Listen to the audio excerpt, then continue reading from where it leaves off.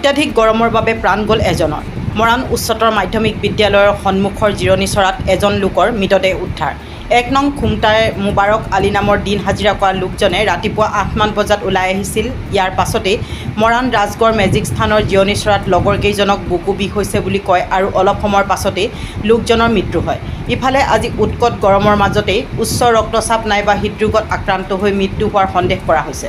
ঘটনাস্থলীত মাহমৰা ৰাজচক্ৰ বিষয়া আৰু মৰাণহাট আৰক্ষী উপস্থিত হৈ তদন্ত আৰম্ভ কৰিছে।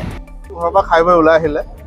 ওলাই অহাৰ পিছত আমি এই আধা ঘণ্টামান জাষ্ট হৈছে যে গম পাইছোঁ যে ইয়াত ডেড বডি তেওঁ পৰি আছে।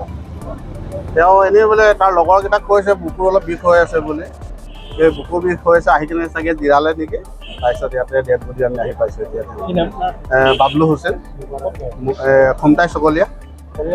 পৰিয়ালৰ দেউতাক নে মাক আছে, বায়েক আছে আৰু তেওঁৰ ঘৈণীয়েক আছে আৰু তেওঁৰ ঘৈণীয়েক আছে, কিন্তু ঘৈণীয়েক ইয়াত নাই, ঘৈণীয়েক গুৱাহাটীত থাকে। ল'ৰা এটা আছে, এই হাজিৰা চাজিৰা কৰে আৰু ইয়াত। গৰমৰ কাৰণে হয়তো হাৰ্ট এটেক মাৰিছে, নহয় প্ৰেছাৰ ষ্ট্ৰক মাৰিছে। প্ৰেছাৰ আছে আগৰ পৰা।